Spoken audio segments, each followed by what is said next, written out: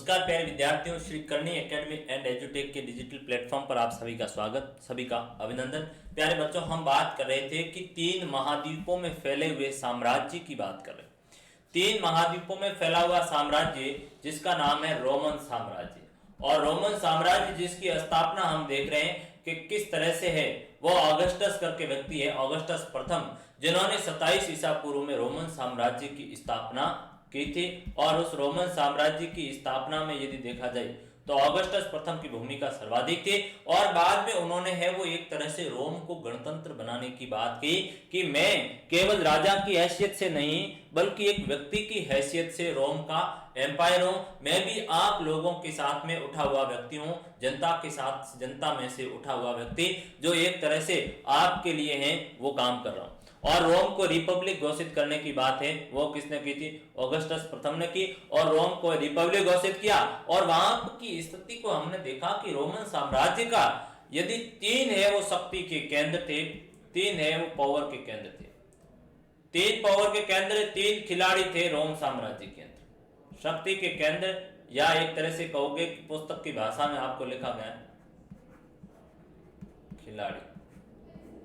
3 power आपका, एक तो वहां पर राजा है, दूसरा है जो शक्ति का केंद्र, वहां पर है वो सेनेट है, सेनेटर है, सेनेटर है या सीनेट है, सेनेटाइजर नहीं होगा तो सीनेट है एक तरह से। और तीसरा जो महत्वपूर्ण है वो सेना है। और इन तीनों में कॉम्बिनेशन था, तब तक तो संतुलन था, तब तक तो रोमन साम्राज्य है वो अच्छा चला। और विशेषकर प्रथम सदी में है वो रोमन साम्राज्य अच्छे तरीके से चलने का काम हुआ, क्योंकि राजा है वो शक्तिशाली हुए। और इनके बाद में हम देखेंगे घटनाक्रम बदल रहा है। 69 ईस्वी के बाद में है वो राजाओं में कम समय अवधि में 3-4 शासक है वो बदल गए। अब देखेंगे किस तरह से ऑगस्टस हुए, उनके बाद है वो टिबेरियस हुए, फिर त्राजन है करके वो शासक होता है। तो ये अलग अलग है वो शासक रोम के शासन करने का काम कर रहे हैं। इनके बाद के जो प्रवर्ती शासक है वो कमजोर चुनेंगे, फलत सेना का है वो प्रभाव बढ़ता गया, और जिनके कारण वो गृह युद्ध की स्थिति उत्पन्न होती गई। क्योंकि एक तरफ ये जो सेनेट है ये अभिजात वर्ग के लोग हैं, ये कैसे हैं? अभिजात है, कुलीन वर्ग के लोग हैं, अमीर जो लोग हैं ये अभिजात है, या फिर एक तरह से कहूं तो ये कुलीन है। तो ये कुलीन वर्ग के लोग हैं। तो फलस्वरूप है वो एक तरह से तनाव की स्थिति उत्पन्न हुई, गृह युद्ध की स्थिति हुई। और आखिर में जाकर के रोमन साम्राज्य है 300 ईसा पूर्व के बाद में, तीसरी सदी के बाद में रोमन साम्राज्य एक पतन की ओर दौर शुरू हो जाता है, जो कि ससानी राजवंश है वो शक्तिशाली हो गए ईरान में। और हमने ये भी बताया था कि जिस साम्राज्य की जो सीमा है वो एक तरह से उत्तर के अंतर्गत हम देखेंगे कि डैन्यूब और राइन का जो क्षेत्र, डैन्यूब राइन का जो क्षेत्र है वह इसकी सीमा का निर्धारण करने का काम कर रहा है।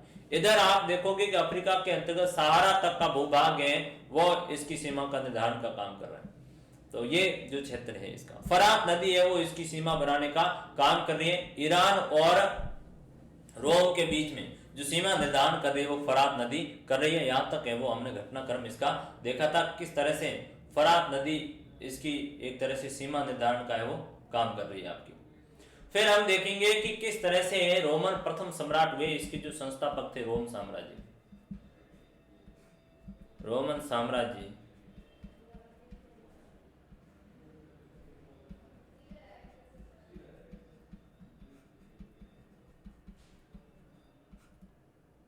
रोमन साम्राज्य के जो संस्थापक हैं वो ऑगस्टस प्रथम थे।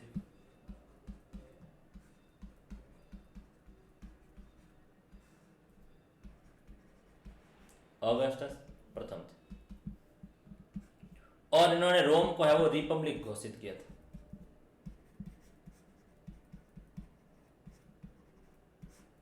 और इनका जो समय था वह 27 बीसी से 14 बीसी तक का कालखंड है वो ऑगस्टस प्रथम का था। ऑगस्टस प्रथम के बाद में उत्तराधिकारी है वो टिबेरियस आता है। को क्या नाम है? टिबेरियस।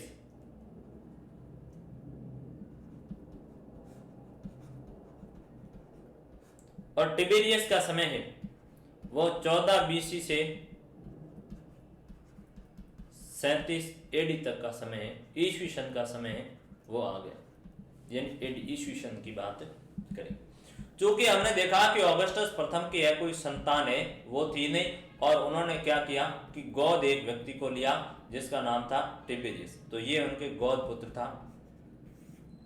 और हमने ये भी देखा था कि किस तरह से रोम में जो व्यवस्था थी कि पिता के बाद, राजा के बाद में जो उसका राजकुमार होगा वह जो सामान्य स्थिति में क्या बनेगा, शासक बनेगा। लेकिन ऑगस्टस के संतान नहीं होने के कारण उन्होंने है वो टिबेरियस को गोद लिया और अगला शासक है वो बनाने का काम किया रोमन प्रिंसिपेट का।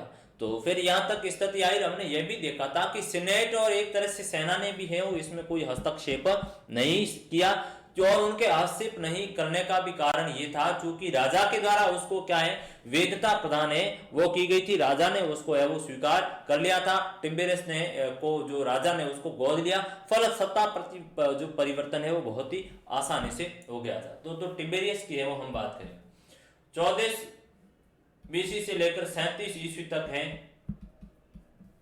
रोम सम्राटों की लंबी कतार में है वो दूसरा महत्वपूर्ण शासक आता है टिबेरियस। तो ये प्रिंसिपेट की स्थापना करने वाला ऑगस्टस का पुत्र तो नहीं था, किंतु सत्ता का है वो सामान्य परिवर्तन हो गया और ऑगस्टस ने क्या किया था, टिबेरियस को है वो गोद लेने का काम किया। तो ये रोमन एम्पायर, रोमन साम्राज्य का दूसरा महत्वपूर्ण राजा है वो टिबेरियस था। प्रथम 2 शताब्दियों में अन्य देशों के साथ युद्ध भी है वो बहुत ही कम हुए क्योंकि टिबेरियस है वो काफी शक्तिशाली शासक था। और ऑगस्टस से टिबेरियस द्वारा प्राप्त किया गया साम्राज्य पहले ही इतना लंबा चौड़ा था कि इसमें और अधिक विस्तार करना अनावश्यक प्रतीत होता था। वास्तव में ऑगस्टस का शासनकाल शांति के लिए है वो याद किया जाता है क्योंकि इस शांति का आगमन है वो दशकों तक चले आंतरिक संघर्ष और सदियों की सैनिक विजय के पश्चात हुआ था। क्योंकि हम आगे देख रहे हैं कि जो रोमन एम्पायर ऑगस्टस हुए थे उनके द्वारा इतना विशाल साम्राज्य स्थापित किया था कि टिबेरियस ने है वो उसमें इतना विस्तार है वो नहीं किया, क्योंकि ऑलरेडी साम्राज्य बहुत ही विस्तृत था। डेन्यूब रायन के क्षेत्र से लेकर के हमें वो सहारा तक का भूभाग था और उधर मिडिल ईस्ट का पूरा भाग फरात तक का जो क्षेत्र है वो इसके अधीन था। तो फलत इसका जो शासनकाल है वो जो शांति के लिए याद किया जाता है ऑगस्टस के शासनकाल, और उसके बाद में भी है वो शांति चलने का काम हुआ क्योंकि आगे का भी शासक है वो शक्तिशाली और उसने अनावश्यक है वो युद्धों में नहीं फंस करके शांति से शासन चलाने का काम है वो किया, यानी लंबे समय तक है आंतरिक संघर्ष और जो सैनिक विजय के पश्चात शांति है वो स्थापित होने का काम किया था। इनके बाद में जो हमारे अगले जो शासक आते हैं वो त्राजान करके एक शासक है और सम्राट त्राजान का स्वप्न है वो भारत विजय का एक सपना है वो ले रहे थे। उनमें एक घटनाक्रम आया हुआ है कि तत्पश्चात भयंकर भूकंप से पीड़ित एंटीओक में सर्दी के बाद 115 या 16 की ईस्वी में त्राजान है वो फरात नदी के रास्ते आगे की ओर बढ़ता हुआ पार्थियन की राजधानी, पार्थिया यानी पर्सिया ईरान, पार्थियन यानी पर्सिया ईरान, राजधानी टेसिपून तक है वो चला गया और वो फारस की खाड़ी के किनारे पहुंचा। इतिहासकार एक हुए थे कैसियस डियो, इन्होंने कहा था कि वह भारत की ओर जाने वाले किसी वाणिज्यिक पोत को लालायित नजरों से क्या है देख रहा था और वह चाह रहा था और कह रहा था कि काश वह सिकंदर जैसा यदि युवा होता, सिकंदर जैसा जवान होता तो सम्राट त्राजान भी है वो क्या करते, भारत का अभियान है वो करते ताकि भारत को है वो जीतने की उनकी लालसा है वो प्राप्त होती। तो ये त्राजान का इसमें एक प्रसंग है वो दिया गया है कि सम्राट त्राजान का एक सपना था कि भारत की है वो विजय की जाए, क्योंकि हमने देखा आगे सिकंदर का जो भारत के ऊपर आक्रमण है, सिकंदर है वो यूनानी एक आक्रमणकारी था। इसका जो भारत पर आक्रमण होता है वो 326 बीसी में भारत के ऊपर आक्रमण होने का काम करा। तो ये पोरस के साथ और युद्ध हुआ था जिसको है वो एक तरह से आइडरीस्पिड के युद्ध की वो श्रृंखला दी गई, तो द्रावी के तट के ऊपर लड़ा गया था। तो ये एक सामान्य सी बात थी कि त्राजान भी ऐसा सपना देख रहा था कि मैं भी वो क्या करूं कि सिकंदर की तरह यदि मैं जवान होता, उतना सिकंदर की तरह युवा होता तो शायद भारत को जो जीतने का मेरा सपना था वो साकार हो जाता, भारत को वो जीतने का मैं काम करता। तो ये एक त्राजान का अभियान था। उनमें कहा गया कि तत्पश्चात भयंकर भूकंप से पीड़ित। तत्पश्चात का मतलब यहाँ पर यह है कि ट्राजन ने है वो पर्सिया के ऊपर है वो आक्रमण किया, ईरान के ऊपर आक्रमण किया और उसकी राजधानी को है वो पतन करते हुए, राजधानी को लूटते हुए राजधानी तक है वो पहुंच गया। और फिर उसने कहा था कि फारस की खाड़ी के किनारे पहुंचा और वहां पर है वो भारत जो जाने वाले पोत थे, भारत की ओर जो जा रहे थे, जो चीजों को लेकर के जो कॉमर्शियल पोत थे, उनको देखकर इसने कहा कि मैं यदि ऐसी स्थिति में होता तो वास्तव में क्या करता, भारत का अभियान करता और भारत को जीतने की इच्छाएं वो मेरी थी। ये एक स्थिति थी।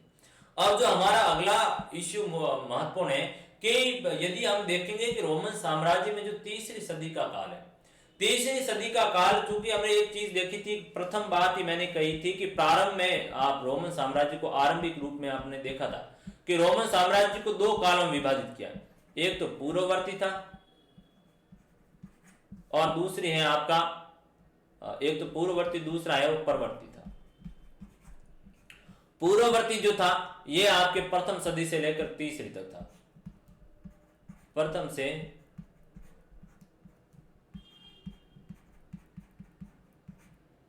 तीसरी सदी का जो समय था वह रोमन साम्राज्य का पूर्ववर्ती काल था। और इस समय है वो रोमन साम्राज्य बहुत ही अच्छी और सुदृढ़ स्थिति में था, शासक है वो शक्तिशाली हुए, फलत साम्राज्य विस्तार और साम्राज्य सुदृढ़ अवस्था में रहा। तो ये पूर्ववर्ती समय तो है रोमन साम्राज्य का अच्छा रहा था। लेकिन आगे जाकर परवर्ती काल में स्थिति बिगड़ी और ये तीसरी सदी का है वो घटनाक्रम आ गया। तीसरी सदी के बाद का है वह समय प्रवर्ती है और इस समय रोमन साम्राज्य में है वो संकट की स्थिति उत्पन्न हो गई है, गृह युद्ध की स्थिति तो है वो चलनी शुरू हो गई है। साथ ही साथ अब पर्शिया के जो शासक थे, ईरान के शासक है, वे शक्तिशाली शासक के रूप में उभरे।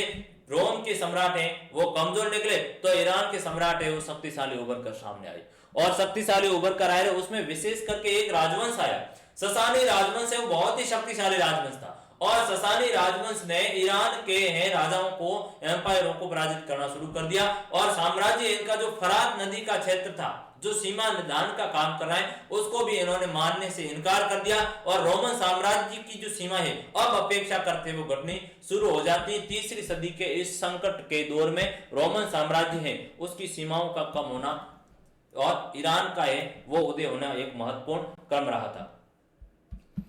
यदि पहली और दूसरी शताब्दियां कुल मिलाकर शांति की रही, किसके लिए, रोमन साम्राज्य के लिए शांति, समृद्धि और आर्थिक विस्तार की है वो प्रतीक थी। तो यदि देखा जाए तो तीसरी सदी है वो आंतरिक तनाव के पहले बड़े संकेत को लेकर सामने आई थी और 230 के दशक से साम्राज्य ने स्वयं को कई मोर्चों पर है वो जूझता हुआ पाया और एक घटनाक्रम है वो ईरान में 225 ईस्वी में अपेक्षाकृत एक अधिक आक्रामक वंश उभर कर आया और इस वंश के लोग है वो स्वयं को क्या कहते थे, ससानी वंश है वो कहते थे। केवल 15 वर्षों के भीतर ये तेजी से वो फरात की दिशा में फैल गया, फरात नदी की,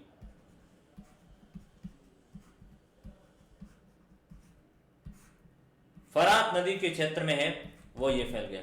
यानी तीसरी सदी के दौर को है वो हमने आके देखा कि पहली और दूसरी जो शताब्दियां रही वह रोमन साम्राज्य में शांति का काल थी, समृद्धि का थी और इस समय रोमन साम्राज्य ने आर्थिक विकास है वह भी भरपूर मात्रा में किया, बहुत ही अच्छा आर्थिक विकास है उसको हासिल किया।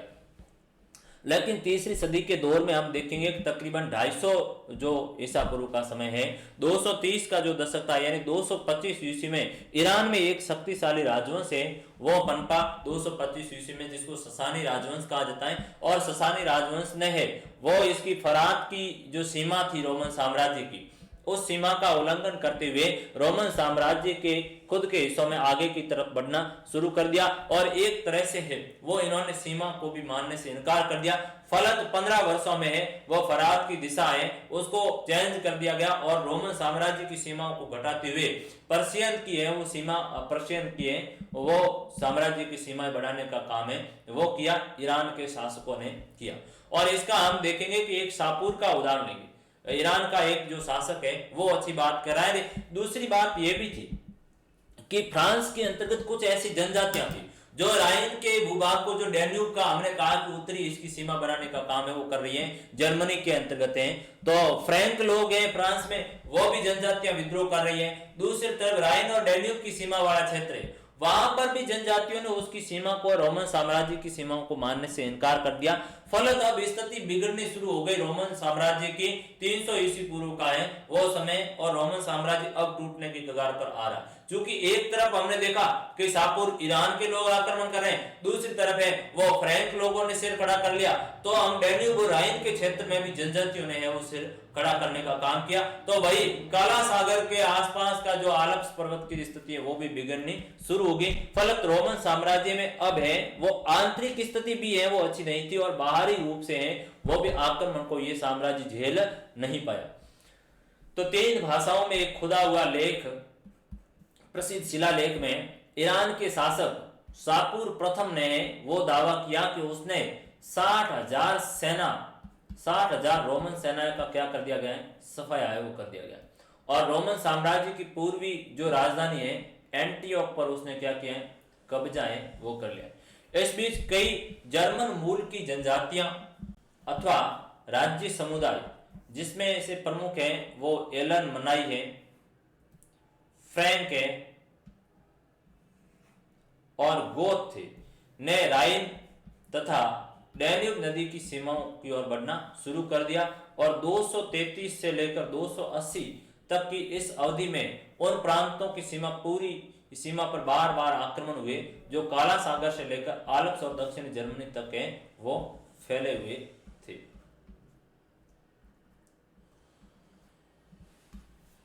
यानी 3 भाषाओं में एक शिलालेख खुदा है किस तरह से रोमन साम्राज्य है वो पतन की ओर अग्रसर हो रहा है। और हम देखेंगे कि ईरान के शासक शाहपुर ने दावा किया था कि मैंने 60,000 की सेना को लेकर रोमन साम्राज्य का है वो सफाया किया, और रोमन साम्राज्य की जो पूर्व की राजधानी थी एंटियोक उस पर भी है वो कब्जा किया। तो ऐसा शाहपुर का दावा। तो ये चीज साबित कर रहे हैं कि इस समय आते आते रोमन साम्राज्य की स्थिति है वो बिगड़नी शुरू हो गई, और जो बाहरी आक्रमण है वो भी शुरू हो गए, आंतरिक कलह है वो उभरनी शुरू हो गई। आंतरिक कलह में हम देखेंगे कि जर्मनी मूल की जो जनजातियां थी उन जनजातियों ने है वो सिर खड़ा कर दिया। जर्मन मूल की जो जनजातियां आपके एलन मनाई है या फ्रैंक है या गोथ जनजातियां जो डैन्यूब और राइन की क्षेत्र के अंतर्गत रहती थी, इन जनजातियों ने है वो विद्रोह कर दिया और रोमन साम्राज्य की, रोमन सम्राट की शासक शक्ति को मानने से इनकार कर दिया। और इस अवधि के अंतर्गत देखेंगे कि 233 यानी 30 के दशक से लेकर के 280 तक की समय अवधि में है वो रोमन साम्राज्य अराजकता की स्थिति में था, और बाहरी रूप से और आंतरिक रूप से निरंतर है वो झगड़े का केंद्र बन गया। फलत ये अब पतन की स्थिति की ओर रोमन साम्राज्य है वो अग्रसर होता है। रोमन वासियों को डैन्यूब से आगे का क्षेत्र छोड़ने के लिए वो आखिर में मजबूर होना पड़ा, जबकि इस काल के सम्राट उन लोगों के विरुद्ध है वो लगातार युद्ध कर रहे थे जिन्हें रोमन वासी हैं वो विदेशी बर्बर कहा करते थे। 3री शताब्दी में थोड़े थोड़े अंतर से अनेक सम्राट, 47 वर्षों में 25 सम्राट है वो सत्ता से हुए, और जो तथ्य का स्पष्ट सूचक है कि इस अवधि में साम्राज्य बेहद है वो तनाव से गुजरा। यानी हम आगे देखेंगे कि रोम वासियों को है वो डैन्यूब से आगे का जो डैन्यूब नदी और राइन नदी का जो क्षेत्र है जर्मनी के अंतर्गत, उस क्षेत्र को आखिर में वो छोड़ना पड़ा। हालांकि रोमन साम्राज्य इन लोगों को क्या करते थे, इनको है वो बर्बर कहा करते थे। बर्बर यानी असभ्य लोग हैं। बर्बर का मतलब है असभ्य है, लड़ाकू तरह के हैं, या खानाबदोश है, या जंगली लोगों की एक तरह से श्रेणी दी गई, जो कि ये क्या थी, ये जनजातियां थी। तो रोमवासी इनको विदेशी कहते थे कि हम इनके ऊपर है वो अपने जो शक्ति के बल पर, या आप एक तरह से कहोगे कि तलवार के बल पर है वो इन जनजातियों को हम है वो शांत करके बैठे। तो इनका रोमन सम्राटों का भी कहना था कि इन बर्बरों को है वो हम सभ्य बना रहे और तलवार के बल पर ये मानेंगे, अन्यथा मानने वाले नहीं है। लेकिन इन जनजातियों ने है वो रोमन साम्राज्य की सत्ता को अस्वीकार कर लिया और इनको मानने से इनकार किया, और आज की स्थिति और रोमन साम्राज्य की विकट होती जा रही है कि तकरीबन 47 वर्ष के कालखंड में वो 25 के आसपास है वो सम्राट है वो सत्ता से बेदखल हुए। यानी एक राजा कम से कम 2 वर्ष भी है वो शासन नहीं कर पाए। इतनी स्थिति है वो रोमन साम्राज्य की बिगड़ चुकी थी कि रोमन साम्राज्य अब पतन की ओर है वो अग्रसर हो गया, जिसको रोकना है बहुत ही मुश्किल था। क्योंकि एक तरफ से पर्शियन शासक थे वो आक्रमण कर रहे हैं, एक तरफ डैन्यूब राइन जो जनजातियां थी उन्होंने है वो आक्रमण या जो विद्रोह करना है वो शुरू कर दिया। फलत रोमन साम्राज्य की स्थिति है वो खराब होनी शुरू होगी। तो ये रोमन साम्राज्य की एक स्थिति के ऊपर हम आए, प्रारंभ से लेकर के एक 300 वर्ष तक, यानी पूर्ववर्ती काल को हमने देखा।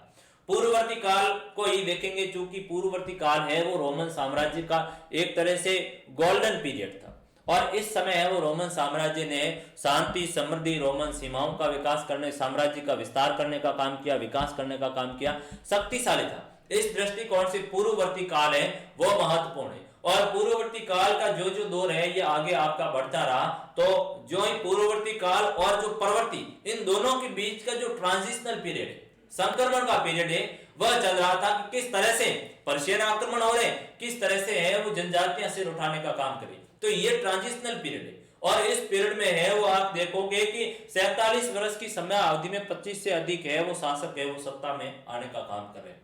तो ये एक तरह से संक्रमण का समय था रोमन साम्राज्य के लिए, और इसके बाद में तो स्थिति और भी विकट हो गई, और आखिर में जाकर के रोमन साम्राज्य है वो पतन की ओर अग्रसर हुआ था। तो ये तो एक उसकी स्थिति को है वो हमने देखने का काम किया। अब आगे उसकी व्यवस्थाओं को देखेंगे कि रोमन साम्राज्य में है वो समाज की क्या स्थिति थी, समाज में है वो किस तरह की प्रथाएं थी, महिलाओं की क्या स्थिति थी, उनके ऊपर है वो हम गौर करेंगे। वैवाहिक संबंध है वो किस तरह से रोमन साम्राज्य में हुआ करते, रोमन साम्राज्य में साक्षरता की स्थिति क्या थी, किस तरह की है वो रोमन साम्राज्य में शिक्षा थी, क्या वास्तव में शिक्षा थी या नहीं थी, और यदि थी तो किस पद्धति में है वो शिक्षा देने का काम हुआ। फिर रोमन साम्राज्य की संस्कृति को देखेंगे, वहां की है वो आर्ट और कल्चर की क्या स्थिति थी, रोमन जो एम्पायर की। सांस्कृतिक इश्यू है, कल्चरल इश्यू है वो बहुत ही महत्वपूर्ण है, तो सांस्कृतिक दृष्टिकोण को हम देखेंगे। जो ही हम आगे बढ़ेंगे तो रोमन साम्राज्य की आर्थिक स्थिति पर गौर करेंगे कि कितना है वो रोमन साम्राज्य है वो शक्ति संपन्न था, यानी एक एक इंच भूमि है वो भी रोमन साम्राज्य के लोगों ने नहीं छोड़ी थी, इतनी उपजाऊ भूमि के ऊपर है वह कृषि कार्य है वो कृषि कार्य है वो करते थे। और आगे कुछ ऐसे क्षेत्र भी थे जो अफ्रीका के सहारा को जो टच करने का काम कर रहे थे, तो वो अनुपजाऊ थे, वहां पर है वो ज्यादा कुछ होता ही नहीं था, बंजर भूमि का भाग था, तो उनके ऊपर भी है वो हम गौर करेंगे।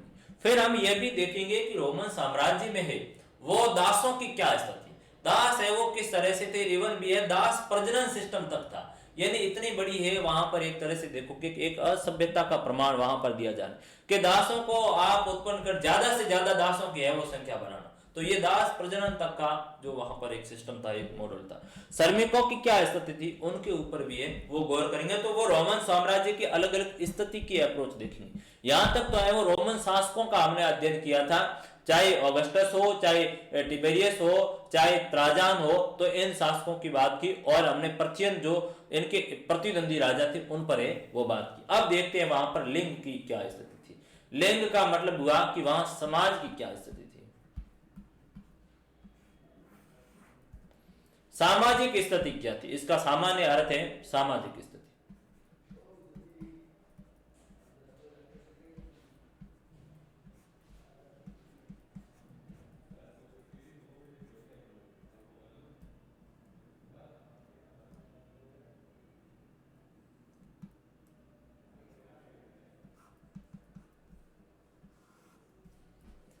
रोमन समाज की अपेक्षाकृत अधिक आधुनिक विशेषताओं में से एक विशेषता यदि देखा जाए तो रोमन साम्राज्य है वो एकल परिवार। सबसे बड़ी बात उसकी वर्तमान व्यवस्था से मिलती। आज भी आप देखोगे कि क्योंकि हमारा जो समाज है, इंडियन जो सोसाइटी की यदि स्थिति आप देखोगे, एक समाज शास्त्र की अप्रोच है जिसमें रामानुजकार उनका है वो स्टेटमेंट है कि भारतीय समाज है वो एक तरह से एकल परिवार है वो कभी भी नहीं रहा। तो हमारा समाज है वो पूरी बड़ा परिवार है, वो संयुक्त परिवार की प्रथा है वो भारतीय समाज में थी। लेकिन अपेक्षाकृत रोमन साम्राज्य को हम देखेंगे तो एकल परिवार की व्यवस्था थी उस समय। आप देखोगे यानी आज प्रथम सदी का है वो दौर चल रहा है, और आज से 2000 साल पहले है वो रोमन साम्राज्य है, वह परिवार है वो एकल परिवार के रूप में रहता था। जैसे आधुनिक युग में आज के समय में है वो परिवार संयुक्त नहीं होकर के क्या कह रहे हैं, अपेक्षाकृत एकल परिवार को महत्व दे रहे हैं। तो वो वाला सिस्टम है, आधुनिक सिस्टम है वो उस समाज में वो प्रचलन में था। तो ये प्रथम सामाजिक स्थिति निकल कर आई कि साहब रोमन साम्राज्य में यदि देखा जाए तो परिवार है वो एकल परिवार थे, और संयुक्त परिवार जैसी कोई प्रथा रोमन साम्राज्य के अंतर्गत स्थित नहीं थी। एक बात तो ये है, वयस्क पुत्र अपने पिता के साथ परिवार में नहीं रहते थे, और वयस्क भाई है वो बहुत कम साझे परिवार में रहते थे।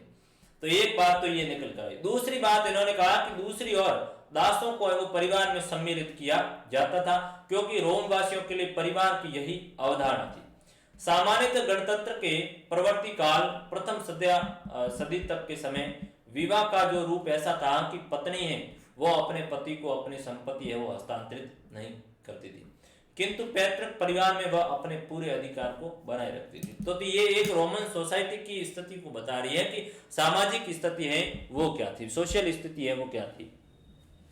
हमने कहा कि साहब एकल परिवार था और जो पिता और पुत्र है वो साथ में नहीं रहते। जब पुत्र वयस्क हो जाता तो वह अपने पत्नी और बच्चों वयस्क हो जाता तो उसका विवाह किया जाए, और विवाह किया गया तो वह अपनी पत्नी को लेकर के अलग जगह पर रहने का जो काम कर रहा है, यानी पिता के साथ में नहीं रह रहा। वयस्क भाई है, युवा भाई है, तो भी वह साझे परिवार में नहीं रह रहा है कि साथ पिता है, माँ है, भाई है, भाभी वगैरह या अन्य परिजन है वो जो साथ में रहने का काम करे। तो ये एकल परिवार का है वो कॉन्सेप्ट था, वो कहां पर था, आपके रोमन साम्राज्य में था। दूसरा हम देखेंगे कि रोमन साम्राज्य में दास थे, दासों को भी परिवार का है वो हिस्सा माना गया था, और बाकायदा परिवार के अंतर्गत है वो एक दो दासों को ये रखते थे ताकि अपना जीवन है वो अच्छी तरह से उनको है वो काम करवाए, घरेलू काम है वो दासियां हैं वो करने का एक उनका सिस्टम था। साथ ही साथ हम देखेंगे कि रोमन साम्राज्य में यदि विवाह की बात की जाए तो जो विवाह के बाद में पत्नी है वो अपने पति को संपत्ति हस्तांतरित नहीं करती थी, तो शायद आज भी नहीं करती होगी, जो भी उनके हाथ में आते हुए पैसे नहीं देती होंगी, तो ये वो भी सिस्टम था उस समय। आप एक इतिहास के अध्ययन का सबसे जो बेस्ट तरीका होता है, सबसे अच्छा तरीका होता है आप इतिहास का अध्ययन करना, वर्तमान के साथ तुलना करके आप इतिहास का अध्ययन करो, चीजें समझ में आ जाएगी आपकी। अब आप यही समाज की स्थिति रहो कि एकल परिवार था, वर्तमान में कैसा एकल परिवार आज भी है, वयस्क पुत्र अपने पिता के साथ रहना पसंद करते हैं। आज तो उनको है वो आश्रम में भेज देते, वहां रखते भी नहीं एक तरह से, तो अनाथ आश्रम में वहां भेज देते हैं या फिर अन्य जो आश्रम है वहां पर भेज देते हैं। तो ये एक स्थिति है दासों को। और तो घर में देख लो आज भी बड़े जो परिवार संपन्न लोग हैं वो नौकर चाकर रखने का काम कर रहे हैं। तीसरी बात है कि पत्नी अपनी संपत्ति हस्तांतर नहीं करती थी विवाह के जस्ट बाद, आज भी नहीं करती। तो ये स्थिति थी रोमन साम्राज्य में, और आज भी है वो उस स्थिति को देखने का काम कर रहे हैं कि शायद आज से है वो 2000 साल पहले रोमन साम्राज्य में ये स्थिति मौजूद थी। महिला का दहेज है वो वैवाहिक अवधि के दौरान उसके पति के पास है वो चला जाता, किंतु महिला अपने पिता की मुख्य है वो उत्तराधिकारी बनी रहती, और अपने पिता की मृत्यु होने पर उसकी संपत्ति की स्वतंत्र है वो मालिक भी बन जाती। ये जो प्रथा थी रोमन साम्राज्य में, ये बहुत ही अच्छा सिस्टम था कि महिला को जो दहेज में चीज मिली तो वो तो उसके पति को दे दी गई कि आप वो रखो, लेकिन उसकी जो निजी संपत्ति थी वो कभी भी नहीं देती थी, जैसे गहना वगैरह या अन्य जो भी चीजें होती थी वो। दूसरी बात यह आई कि रोमन साम्राज्य में एक अच्छा सिस्टम था कि अपने पिता की जो उत्तराधिकारी होती थी वो पुत्र नहीं था, कौन थी, महिला को है वो अपने पिता की है वो पुत्री है वो उसकी उत्तराधिकारी बनती, और जो ही पिता की मृत्यु हुई तो उसकी संपत्ति के मालिक है वो पुत्री को बना दी जाती थी, पुत्र को है वो नहीं बना दिया जाता था। इस प्रकार रोम की महिलाओं को संपत्ति के स्वामित्व व संचालन में व्यापक कानूनी अधिकार है वो प्राप्त थे। तो यह स्थिति निकल कर आई कि साहब रोमन साम्राज्य में है वो महिलाओं के पास में है वो व्यापक लीगल राइट्स थे, ज्यादा है वो उनके पास है वो कानूनी अधिकार थे, जिनके कारण वो अपने पिता की संपत्ति की है वो स्वामित्व बनती थी। आज स्थिति क्या है, आज स्थिति उसके विपरीत है। आप देख लीजिए पिता की संपत्ति में पुत्री को अधिकार मिलता है, नहीं मिलता है आज के समय में, कानून में है लेकिन हमारी सोसाइटी में नहीं। उस समय रोम में उनकी सोसाइटी में था, बाकायदा लीगल भी उसको अप्रूव कर रहा था। तो ये रोमन साम्राज्य की सबसे बड़ी है वो विशेषता उभर कर आई कि साहब पिता की उत्तराधिकारी होगी वो पुत्री होगी। दूसरे शब्दों में हम कहेंगे कि कानून के अनुसार पति पत्नी को संयुक्त रूप से एक वित्तीय है वो हस्ती नहीं बल्कि दो अलग अलग वित्तीय हस्तियां हैं वो माना गया, और पत्नी को पूर्ण है वो वैधानिक वैदिक या वैधानिक स्वतंत्रता प्राप्त थी। तो ये रोमन साम्राज्य की है वो स्थिति थी। तलाक देना है वो अपेक्षाकृत आसान होता था, और इसके लिए पति अथवा पत्नी द्वारा केवल विवाह भंग करने के इरादे की सूचना देना ही काफी था। तो रोमन साम्राज्य में बात आई कि साहब जो तलाक देने का काम है वो आसान था, एक आपने सूचना दे दी वही काफी थी, और बिशप के पास में जाकर के हैं वो आप विवाह को भंग कर सकते थे। दूसरी ओर पुरुष हैं वो 28, 29 या 30, 32 साल की आयु में विवाह करते थे, जबकि लड़कियों की जो शादी है या महिलाओं की जो विवाह है की जो उम्र थी वो 16, 18 या 22, 23 साल की उम्र में वो की जाती थी। तो आज की स्थिति के ऊपर आप गौर कर लीजिए, एज इट इज स्थिति आ रही, पुरुष 28, 29 या 30, 32 की साल में विवाह कर रहे हैं और जो लड़कियों की विवाह की उम्र थी वो 16 से 18 के बीच या 22, 23 भी थी। तो ये एक बेसिक रोमन साम्राज्य के अंतर्गत है, वो समाज की है वो संरचना थी, सामाजिक स्थिति थी, किस तरह से वो पिता एकल परिवार की स्थिति थी, दासों की है, वो इस परिवार का एक तरह से उनको हिस्सा मानने का काम किया। महिला अपने संपत्ति पति को है वो हस्तांतरित नहीं करती थी, अपने निजी संपत्ति को, और अपने पिता की संपत्ति की भी उत्तराधिकारी महिला है वो बनती थी। और फिर हमने तलाक पर भी गौर किया और विवाह की उम्र पर गए वो भी गौर किया कि साहब 30, 32 की साल में है वो पुरुष है वो विवाह करने का काम कर रहे थे, कुछ तो है वो ऐसे भी रहते थे, वो एक अलग दृष्टिकोण। एक बिशप जो ऑगस्टिन करके एक व्यक्ति हुए थे जो हिप्पो शहर के थे, उन्होंने कहा कि साहब मेरी माँ को है वो मेरे पिता निरंतर पिटाई का काम करते थे। अब ये भी एक वाक्यांश आया निकल कर, क्या बता ये रहा है कि आज की जो सोसाइटी, आज का जो समाज है, आज के समाज में भी महिलाओं की कहीं ना कहीं महिलाओं के साथ हिंसा होती है, घरेलू हिंसा होती है, उनको मारने पीटने का काम हो रहा है। तो बिशप ऑगस्टिन अच्छी बात कह रहा है, हिप्पो शहर का एक अच्छा बिशप है, अच्छा बिशप है, उसका इतिहास में भी अच्छा योगदान है बिशप का। तो वो बाकायदा कहती है कि मेरी माँ की है वो पिताजी हमेशा है वो पिटाई करते थे। तो ये इंगित कर रहे हैं कि सोसाइटी की जो स्थिति है वो वर्तमान की जो स्थिति से काफी हद तक मिलने का काम कर रही है। तो ये आपकी सामाजिक स्थिति आ गई, ये रोमन साम्राज्य। आगे देखेंगे कि साक्षरता की स्थिति है वो क्या है। साक्षरता यानी पढ़ाई लिखाई का है वो स्वरूप क्या है, किस तरह की पढ़ाई लिखाई है वो हो रही। आप देखोगे कि रोमन साम्राज्य में है वो एक तरह से काम चलाऊ साक्षरता है, जो हमारे अक्सर भारतीय समाज में जो साक्षरता आ रही है या हमारे जो समाज में वर्तमान साक्षरता है, वही कॉन्सेप्ट रोमन साम्राज्य में था। रोमन साम्राज्य में एक दीवार के ऊपर लिखा हुआ था, मतलब इतने लोग हैं वो एक तरह से अनपढ़ लोग थे, इतने साक्षर लोग हैं वो नहीं थे, वो उस स्थिति को बताने का काम कर रहा है। एक दीवार के ऊपर एक विज्ञापन लिखा हुआ था और उस विज्ञापन में दीवार को कहा गया था कि एक दीवार तेरे ऊपर जो ये लिखावट लिखी गई है ये इतनी सुंदर लिखावट है कि तू भर भरा कर गिर क्यों नहीं जाती, तू कब तक इस बोझ को उठा करेगी। यानी इतनी सुंदर लेखन का बात ये कि उसके ऊपर व्यंग्य किया गया है कि लोग है वो अनपढ़ थे और उतनी साक्षरता है वो रोमन साम्राज्य में अच्छी नहीं थी। हालांकि मिस्र में वो अलग हमें पेपायरस प्राप्त हुए हैं, जो दस्तावेज प्राप्त हुए हैं वो एक अलग बात है। तो ये कुछ जगह पर स्थितियां है वो काफी भिन्न थी, काम चलाऊ साक्षरता थी। तो काम चलाऊ साक्षरता की दरें साम्राज्य के विभिन्न भागों में अलग अलग थी। उदाहरण हम देखेंगे कि पोम्पेई नगर में 79 ईस्वी में ज्वालामुखी फटने से पोम्पेई नगर क्या हो गया था, दफन हो गया, और इस बात के भी हमें ठोस प्रमाण मिलते हैं।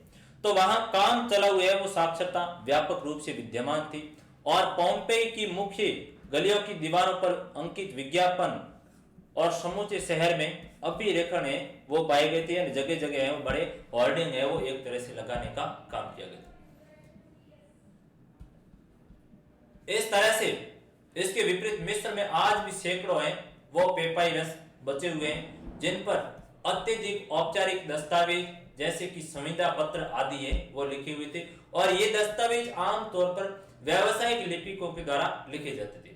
और ये दस्तावेज अक्सर हमें ये बताते हैं कि अमुक व्यक्ति क अथवा ख पढ़ या लिख नहीं सकता है, किंतु यहाँ भी साक्षरता निश्चित रूप से कुछ वर्गों के लोगों में व्यापक थी, जैसे सैनिक है, फौजी अफसर हैं या संपत्ति का प्रबंधन करने वाले लोग हैं। तो उन लोगों के अंतर्गत है वो साक्षरता थी, एजुकेशन था, बाकी लोगों के अंतर्गत है वो नहीं था। तो इन्होंने कहा कि सामान्य जनता है वो तो साक्षर नहीं थी, जनता है वो अनपढ़ थी, उसके लिए जगह जगह पर है वो पैम्पलेट भी लगाए गए, चाहे पोम्पेई शहर का हो या फिर है वो मिस्र के अंतर्गत सैकड़ों पेपायरस बचे, पेपायरस मिले हैं, हमें पत्र मिले हैं, दस्तावेज मिले हैं जो ताड़ पत्रों के उनके ऊपर है वो लिखे गए। तो अक्सर ये लिखने का काम है जो अधिक पढ़े लिखा लिपिक लोग ही लिखा करते थे, सामान्य जनता है वो उनको लिख नहीं सकती और जनता है वो उनको पढ़ भी नहीं सकती है। और साथ ही साथ जो पढ़ाई लिखाई का काम है वह कुछ वर्गों तक ही सीमित था, जैसे सैनिक वर्ग है या फौजी है या संपत्ति का प्रबंधन करने वाले मैनेजमेंट के लोग हैं, वे लोग ही साक्षर थे, अन्य बाकी है वो लोग साक्षर नहीं थे। तो ये एक रोमन साम्राज्य के अंतर्गत है वो शिक्षा की बात है। आपसे पूछा जाएगा रोमन साम्राज्य में शिक्षा की क्या स्थिति थी, तो आप बताओगे कि साहब रोमन साम्राज्य में है वो काम चलाऊ शिक्षा थी, साक्षरता थी, और सभी सामान्य जनता है वो साक्षर नहीं थी, और जनता को साक्षर करने के लिए जगह जगह पर है वो विज्ञापन या फिर बड़े बड़े होर्डिंग है वो लगाए गए थे। और फिर आप ये भी एक उसमें विज्ञापन का जिक्र भी कर सकते हो कि लोग है वो अनपढ़ थे, उसका उदाहरण एक दीवार के ऊपर इस तरह का लेख मिलता है कि दीवार तुम है वो कब तक ये बाहर उठा के चलोगी कि इतनी जो सुंदर लिखावट तुम्हारे ऊपर लिखी हुई है। सुंदर का मतलब वहां पर व्यंग्य किया गया है एक तरह से, तो वो एक जिक्र था, हालांकि उसका प्रयोग करने की नेसेसिटी है वो नहीं रहती। फिर हम देखेंगे कि वहां का जो समाज है वो व्यवसायिक लिपि के वो पढ़ाई लिखाई का काम कर रहे हैं, सामान्य जनता नहीं कर रही है। और सैनिक है या अफसर लोग हैं या पढ़े लिखा जो अन्य प्रबंधक लोग हैं वे पढ़ाई लिखाई में साक्षर है, उन लोगों को है वो शिक्षा की पहुंच है, बाकी सामान्य जनता तक है वो शिक्षा की पहुंच नहीं रहती। अगला इश्यू हमारा आया कल्चरल, कि रोमन साम्राज्य की है वो सांस्कृतिक स्थिति है वो क्या निकल कर आई। सामाजिक देखिए आपने, सामाजिक के बाद में ये साक्षरता, तो साक्षरता को आप देखोगे कि रोमन साम्राज्य में शिक्षा,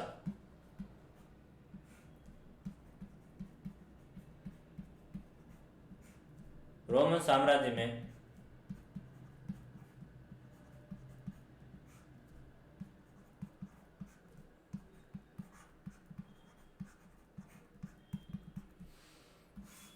तो ये रोमन एम्पायर में है, रोमन साम्राज्य में है, एजुकेशन की स्थिति के ऊपर हमने नजर डाला। अब हम नजर डालेंगे कि रोमन साम्राज्य में संस्कृति की क्या स्थिति है।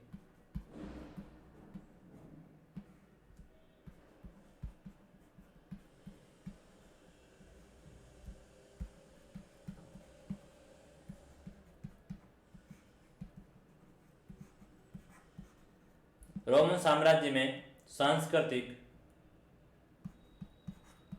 स्थिति, या रोमन साम्राज्य में नहीं, रोमन साम्राज्य की करो, कल्चरल क्या स्थिति थी, सिचुएशन कैसी थी, उस पर हम गौर करेंगे।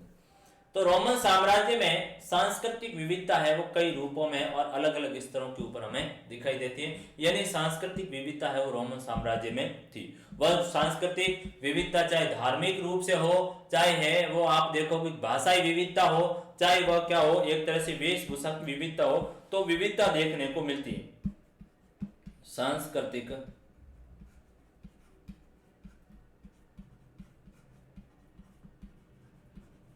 विविधता, विविधता का मतलब हुआ भिन्नता या अलग अलग, विविध यानी अलग अलग, तो अलग अलग रूपों में हमें देखने को मिलती। तो सांस्कृतिक है वो विविधता थी, और विविधता में कौन कौन सी विविधता है, धार्मिक विविधता आई जाती।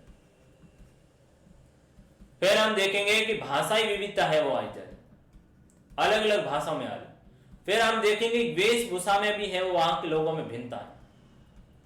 फिर हम देखेंगे कि वहां के लोगों में खान पान में भी भिन्नता है,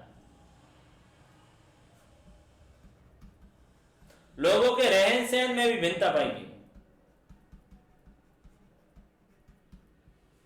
ठीक है, तो इनके ऊपर है वो बात करेंगे। तो आप देखोगे कि रोमन साम्राज्य में सांस्कृतिक रूप से वो विविधता कई रूपों में और अलग अलग स्तरों के ऊपर दिखाई देती है। जैसे धार्मिक संप्रदाय, धार्मिक संप्रदायों तथा स्थानीय देवी देवताओं की है वो भरपूर विविधता, बोलचाल की भरपूर विविधता थी, यानी धार्मिक जो विविधता थी वो भरपूर थी, और स्थानीय देवी देवता हैं वो भी सभी के अलग अलग थे, यानी हमारे जैसे की जैसी स्थिति थी। भारत की स्थिति, हमारी सोसाइटी की जो स्थिति है, हमारे यहाँ पर धार्मिक संप्रदाय अलग अलग है, बिल्कुल है, सभी के स्थानीय देवी देवता, सभी के देवी देवताओं की भरमार है, चाहे भूमिया जी हो, चाहे तेजा जी हो, चाहे गोगा जी हो, चाहे मामा जी हो, और चाहे अन्य कुल देवता हो। तो देवी देवता है वो लोकल देवी देवता है वो ज्यादा थे, तो उस समय भी स्थिति है वो सेम स्थिति थी।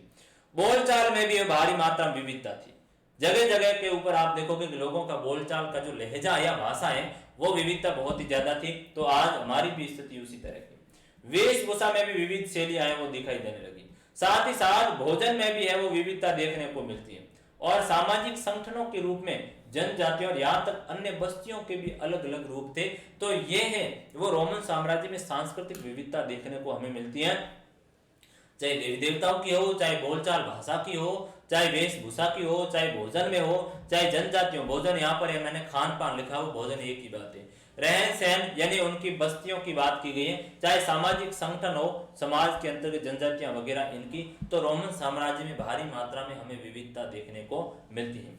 अरामाइक है वो निकटवर्ती पूर्व कम से कम है वो फरात के पश्चिम का जो प्रमुख भाषा का समूह था। अरामाइक जो भाषा बोली जाती है वो फरात नदी के जो पश्चिम वाले भूभाग में है वो अरामाइक भाषा बोलने का काम है वो हो रहा है। और साथ ही साथ देखेंगे कि हम किस तरह से वो मिस्र में कॉप्टिक है, उत्तरी जो अफ्रीका है, उत्तरी अफ्रीका में है वो प्यूनिक है, और बर्बर और स्पेन तथा उत्तरी पश्चिमी में है वो केल्टिक भाषा बोली जाती थी।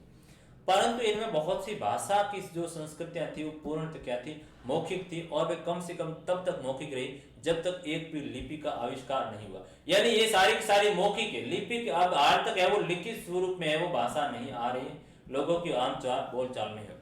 उदाहरण आप देखोगे अर्मेनियाई भाषा का लिखना बहुत बाद में हुआ, यानी अर्मेनियाई भाषा का जो लिखना है, आर्मेनियाई जो भाषा है उसका लिखना है 5वीं सदी के आसपास शुरू हुआ। हालांकि 3री सदी के मध्य वो बाइबल का कॉप्टिक भाषा में अनुवाद है वो किया जा चुका था। तो एक ये स्थिति है वो निकल कर आई हमारी भाषा की कि साहब यदि देखा जाए रोमन साम्राज्य की सांस्कृतिक रूप से तो भाषा में बहुत ही विविधता थी।